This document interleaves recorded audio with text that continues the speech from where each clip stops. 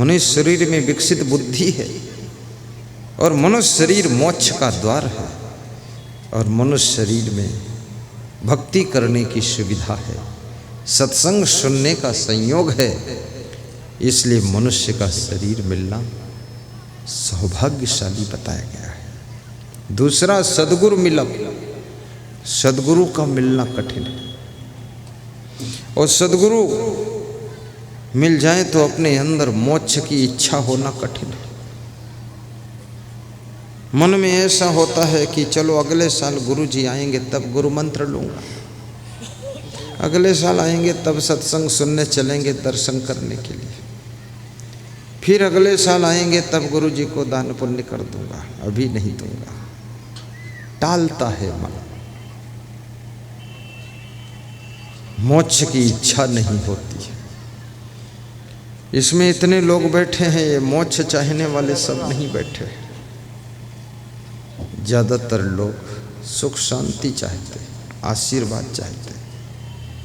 और 3 दिन के सत्संग में मैं अपने गुरु श्री क्षमादेव जी से भी आशीर्वाद मांगता हूँ कि आप सभी की एक एक शुभ मनोकामना पूरी हो, एक एक शुभ मनोकामना पूरी हो। शुभ मनोकामना एक, 10-20 नहीं, एक। और आपका एक मन गुरु के चरणों में सदैव बंधा रहे, ऐसा आशीर्वाद दिया जाता है।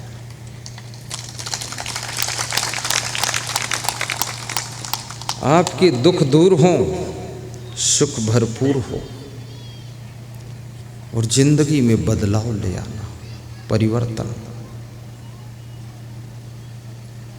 सतयुग जा रहा है, कलयुग आ रहा है, द्वापर त्रेता न जाने किधर चला गया है, लेकिन इस कलयुग को सतयुग में बदलने की सामर्थ्य आप में है। कलयुग के 2 अर्थ होते हैं। कल माने मशीनरी, जो मशीनरी का समय है उसे भी कलयुग कहते हैं। आजकल मशीनरी का समय है, लेकिन कलयुग का दूसरा अर्थ है कलह का युग, कलयुग है। जिसके घर में कलह कलेश बहुत है उसके घर में कलयुग है। जिसके घर में सुख शांति सात्विकता सदाचार है वहाँ सतयुग है। और जिसके घर में 2 प्रकार के लोग रहते हैं, अच्छे भी और बुरे भी, वहाँ द्वापर है। और जिसके घर में तिकड़म बनाने वाले लोग बहुत रहते हैं वहाँ त्रेता युग आ गया है। इसलिए याद रखना, विचार यदि सात्विक है, आचरण सदाचारी है, तो आप कलयुग को भी सतयुग में बदल सकते हो। हर युग सतयुग बन सकता है, हर पल ब्रह्म मुहूर्त बन सकता है। कितने लोग कहते हैं सवेरे 4 बजे ब्रह्म मुहूर्त का समय होता है, उठ जाओ। 4 बजे इतनी गहरी नींद आ रही है, ब्रह्म मुहूर्त तो ब्रह्मा का मुहूर्त है, उसमें मैं क्यों उठ जाऊं? उसमें ब्रह्मा को उठना चाहिए, वो हमारा मुहूर्त थोड़े है। 4 बजे इतनी मीठी नींद आ रही है, धन्य हो ब्रह्मा जी, तुम्हारा मुहूर्त हमारे लिए महंगा पड़ रहा है। सोना मुश्किल कर दिया ब्रह्मा, ये ब्रह्म मुहूर्त। पर मेरा मानना है जिस समय तुम्हारा मन पवित्र है, विचार पवित्र है, जिस समय तुम्हारे मन में प्रसन्नता है, खुशी है, ताजगी है, और जिस समय तुम्हारा मन गदगद रहता है, मन में कोई मलिनता छल कपट नहीं होता है, वह मुहूर्त चाहे दोपहर का वक्त हो या शाम का वक्त हो, वो ब्रह्म मुहूर्त से भी ज्यादा परम ब्रह्म का मुहूर्त होता है। कभी कभी दोपहर में नींद आए थोड़ा सो लिया करो। दोपहर में किसका मुहूर्त है तुम्हें पता है? बताऊंगा नहीं, तुम सो लिया करो बस। दोपहर में प्रयागराज में कुंभ मेला में मेरा कैंप लगा था। मेला से बाहर था, लोग ढूंढते ढूंढते आते थे 10 किलोमीटर पैदल चलकर, थक जाते थे। तो मैं व्यास गादी पर पहुंच रहा था तो मेरे मंच संचालक बोले कि बोलो सदगुरुदेव की जय, गुरुदेव जी आ रहे हैं, सब उठ के बैठ जाओ। तो सब थके हुए श्रोता सब लेटे हुए थे, बहुत से लोग उठकर बैठ गए। 10-20 बूढ़ी महिलाएं, जब उन्होंने कहा बोलो सदगुरुदेव की जय, मैं बीच गली से आ रहा था तो लेटे लेटे आंखें मूंदे मूंदे हाथ जोड़कर करवट लेकर बोल रही थी सदगुरुदेव की। तो मैंने कहा तुम सो जाओ माता जी। अरे बोले कहते हैं उठो, उठने की ताकत नहीं। बूढ़ी कमजोर महिलाएं। मैंने कहा लेटे लेटे भी गुरु की वाणी सुनो। इसमें कितने लोग बैठे बैठे थक जाते हैं। संपत्ति मिल सकती है पर शांति नहीं मिल सकती है। गुजरात में कोई भी व्यक्ति मेरे पास आता है प्रणाम करने, आशीर्वाद लेने, कुछ दान देने, तो कहता है बस शांति चाहिए, बाकी तो सब है। धन तो बहुत है लेकिन शांति नहीं। धन से भी शांति नहीं मिल सकती है। धन से भोजन मिल सकता है लेकिन भूख नहीं मिल सकती। धन से माइक मिल सकती पर बोलने की कला नहीं मिल सकती। धन से कलम मिल सकती पर लिखने की कला नहीं मिल सकती। धन से रजाई मिल सकती, गद्दा मिल सकता है, पर धन से गहरी नींद नहीं मिल सकती है। और धन से याद रखना, क्रीम पाउडर लिपस्टिक मिल सकती है लेकिन धन से सुंदरता नहीं मिल सकती है। और धन से आपको अच्छे से अच्छे कपड़े मिल सकते, पगड़ी मिल सकती है। धन से बाल काले किए जा सकते हैं लेकिन धन से बुद्धि नहीं बढ़ सकती है।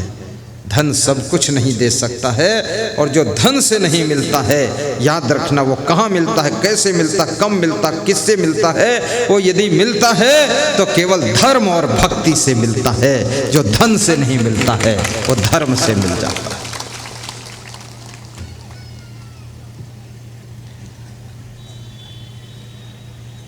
भाव दो, भक्ति दो, भक्ति की शक्ति दो, मुझको इसके सिवा कुछ नहीं चाहिए, कुछ नहीं चाहिए। भाव दो, भक्ति दो, भक्ति की शक्ति दो, मुझको इसके सिवा कुछ नहीं चाहिए, कुछ नहीं चाहिए। धर्म वरदान दो, सत्य का ज्ञान दो, मुझको इसके सिवा कुछ नहीं चाहिए, मुझको इसके सिवा कुछ नहीं चाहिए। शांति, शांति, शांति कैसे मिलेगी? आज फार्मूला बता देता हूँ। हर व्यक्ति की बात का जवाब न दिया करो, शांति मिलेगी। कोई उल्टा कहता है तो सुनकर मुस्करा दिया करो तो शांति मिलेगी। बात से बात लड़ाया न करो तो शांति मिलेगी। तुम्हारा मुद्दा सही है फिर भी थोड़ा गम खा लिया करो, शांति मिलेगी। साथ में रहने वाले 3 बार गलती करें, उनको क्षमा कर दिया करो तो शांति मिलेगी। धन की हानि को भी सह लिया करो तो शांति मिलेगी। कोई अपमान तुम्हारा कर दे फिर भी दुखी न हुआ करो तो शांति मिलेगी। कोई सामान चोरी में चला जाए, किसी को बताया न करो और मन में सोच लिया करो कि दान में चला गया तो शांति मिलेगी।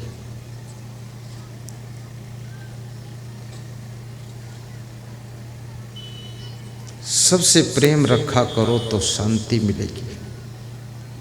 प्रसन्न रहा करो तो शांति मिलेगी। सत्संग खूब सुना करो तो बहुत शांति मिलेगी। छोटे छोटे काम भी किया करो तो अधिक शांति मिलेगी। झाड़ू भी लगा दो, सामान की सेटिंग कर दो। घर में खाली मत बैठा करो, खाली बैठने से अशांति पैदा होती है। घरों के पर्दे सही करो, खिड़की को पोंछो, दरवाज़ा को कपड़े से पोंछो। फर्श को साफ करो, पोंछा लगाओ, गाड़ी को साफ सुथरा रखो, गाड़ी को सजाओ। थोड़ा साज सज्जा रखने से भी शांति मिलती है। संतोष करने से बहुत शांति मिलती है। दूसरों की प्रशंसा करने से प्रसन्नता और शांति दोनों प्राप्त होती है। गुरुदेव का ध्यान करने से असीमित शांति मिलती है। सत्संग की बातें स्मरण करने से बहुत सुख मिलता है।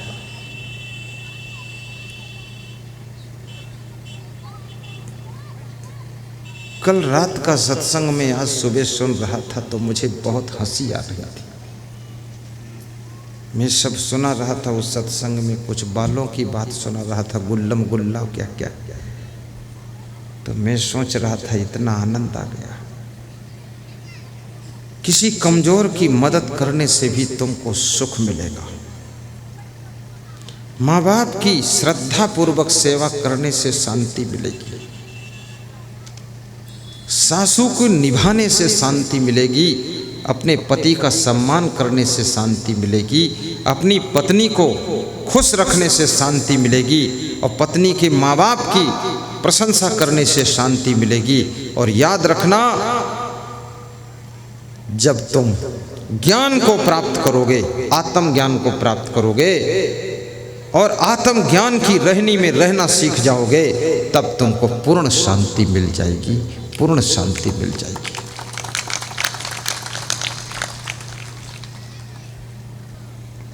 भक्ति सद्गुरु की कृपा से मिलती है।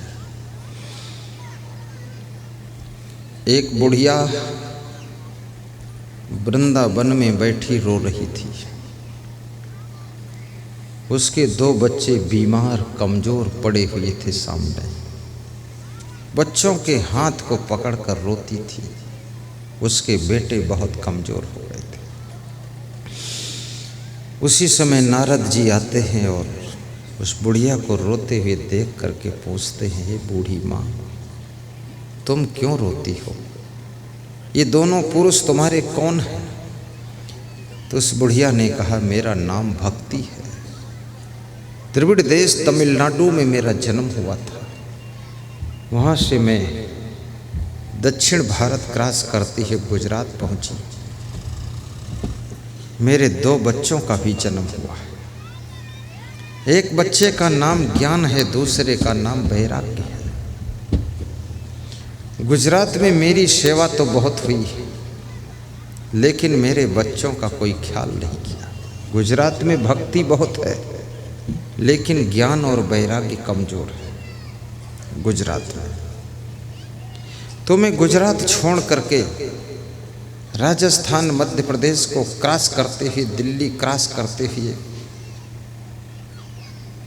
उत्तराखंड हिमाचल घूमते घूमते फिर मैं वृंदावन उत्तर प्रदेश में आकर के रुकी हूँ। वृंदावन में भी मेरा तो आदर सत्कार बहुत है, भक्ति तो बहुत है, लेकिन मेरे दोनों पुत्र ज्ञान और वैराग्य को कोई ख्याल करने वाला नहीं। वृंदावन में गली गली में राधे राधे बोला जाता है। बिहार में गली गली साहेब बंदगी बोला जाता है। कबीर साहेब की जय, मेहीदास महाराज की जय बोली जाती है। तुम्हारे पद में चरणों में नमन 100 बार है गुरुवर। तुम्हारे पद में चरणों में जय हो नमन 100 बार है गुरुवर। नमन 100 बार है गुरुवर। नमन 100 बार है गुरुवर। नमन 100 बार है गुरुवर। नमन 100 बार है गुरुवर। कृपा की एक किरण दे दो। कृपा की एक किरण दे दो। दुखी संसार है गुरु दुखी संसार है गुरुवर, दुखी संसार है गुरुवर, दुखी संसार है गुरुवर।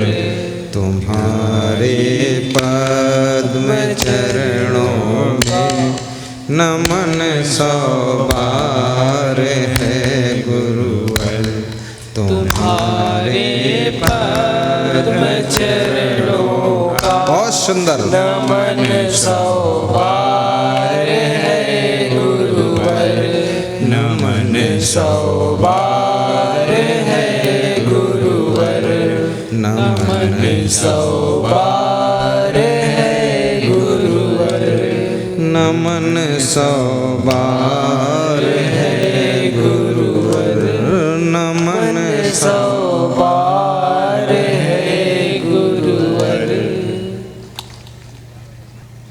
तन सुखाय पिंजर कियो, धरो रैन दिन ध्यान। तुलसी भटकत कहाँ फिरे, कहाँ मिले भगवान।